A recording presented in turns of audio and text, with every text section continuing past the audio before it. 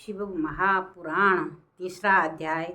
मुनियों को ब्रह्मा जी का उपदेश। श्री व्यास जी बोले, सूत जी के ऐसा कहने पर उन समस्त ऋषियों ने कहा, हे महामुनि सूत जी, यदि आप हमें अद्भुत वेदांत सार महाशिव पुराण सुनाते तो बड़ी कृपा होती। मुनियों से ऐसा सुनकर शिव जी का स्मरण करते हुए सूत जी प्रसन्न होकर बोले, अच्छा, तो अब आप लोग इस अनामय शिव महापुराण को ही सुनिए, जो समस्त वेदों का सार है और जिनमें भक्ति, ज्ञान और वैराग्य तीनों का वर्णन है। हे ऋषियों, पूर्व समय में जब पुनः पुनः कल्पों का क्षय होता गया और उसके पश्चात जब इस कल्प का प्रादुर्भाव हुआ, तब सृष्टि संबंधी कार्यों के आरंभ होने पर षड्कुलीन अर्थात 6 कर्मों के करने वाले उत्तम कुल के मुनियों में यह मतभेद उत्पन्न हो गया कि यह सबसे पर है या नहीं।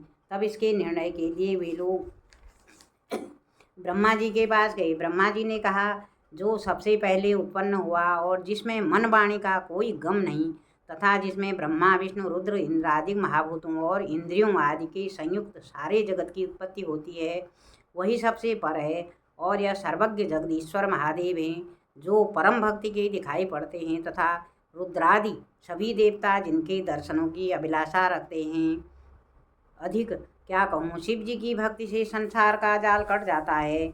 उनके प्रसाद से भक्ति और भक्ति से भी उनके प्रसाद की प्राप्ति होती है। जैसे बीज से अंकुर और अंकुर से बीज की उत्पत्ति होती है। अतः हे ब्राह्मणों, आप लोग महादेव जी का प्रसाद पाने के लिए 1000 वर्ष का दीर्घ यज्ञ कीजिए, जिसमें शिव जी की कृपा से आपको साध्य और साधन का ज्ञान होगा। इस पर मुनियों ने पूछा, हे सूत जी, यह साध्य और साधन क्या है? ब्रह्मा जी ने कहा, साध्य शिव पद है और साधन उनकी सेवा करना है, परंतु इसके लिए साधक को सर्वथा ही निष्प्रह होना होता है, तब परमेश पद की प्राप्ति हो जाती है और जो जैसा करता है उसे वैसा फल प्राप्त होता है। इस संबंध में स्वयं शिव जी ने भी कई निर्देश दिए हैं। कानों से सुनना, वचन से कहना, मन से मनन करना भी एक महान साधन है, क्योंकि वे महेश्वर सर्वथा ही सुनने, कीर्तन करने और मनन करने योग्य हैं। अतः साध्य तक पहुँचना तो साधन में डट जाना ही आवश्यक है। प्रत्यक्ष का ही विश्वास होता है। अतः बुद्धिमान को चाहिए कि पहले गुरुमुख से श्रवण कर कीर्तन और मनन द्वारा शिव योग को प्राप्त हो गए। संभव है कि साधन में पहले तो कुछ क्लेश प्रतीत हो, परंतु पीछे आनंद मंगल ही प्राप्त होता है। श्री शिव महापुराण विद्वेश्वर संहिता का तीसरा अध्याय समाप्त। शिवाय नमः। बोलो शिव शंकर भगवान की जय।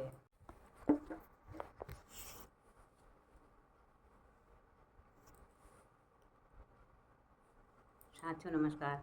आज मैं आपको एक सावन के महीने में कल की कृत शिव स्तोत्र सुनाने जा रही हूँ, जो इस प्रकार है।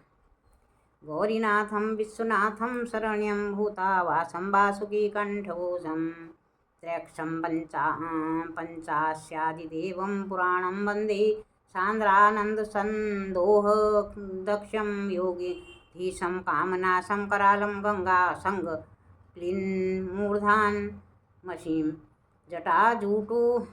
जटाजूटटोप निक्षिप्त भावं महाकालं चंद्रभालं नमामि। शमशान स्थितं भूतवेतालसंगं नानाशस्त्रे खड्गशूलादिभिश्च व्याघ्रात्युग्रा बाहवो लोकनाशे यस्य क्रोधोद्भूतलोकोऽस्मेति यो भूतादिपञ्चभूतः शिश्रुक्षुप्त मंत्रात्मा कालकर्म स्वभावे प्रहत्येदं प्राप्य जीवत्वमीशो ब्रह्मानंदे के रतेतं नमामि। स्थितो विष्णु सर्वजिष्णु सुरात्मा लोकान् साधून् धर्म सेतुन् बिभति ब्रह्माणाक्षे योऽभिमानी गुणात्मा शब्दांगेस्त्वं परेशं नमामि। यस्याज्ञया वायवो वान्ति लोके ज्वल्यत्यग्नि सविता याति तप्यन् शीतान् सुखे तारकासंग्रहं च प्रवर्तन्ते तं परेशं प्रपद्ये।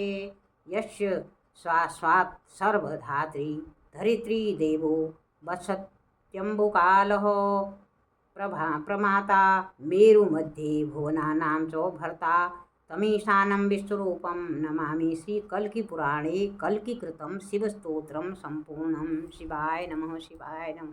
शिवाय।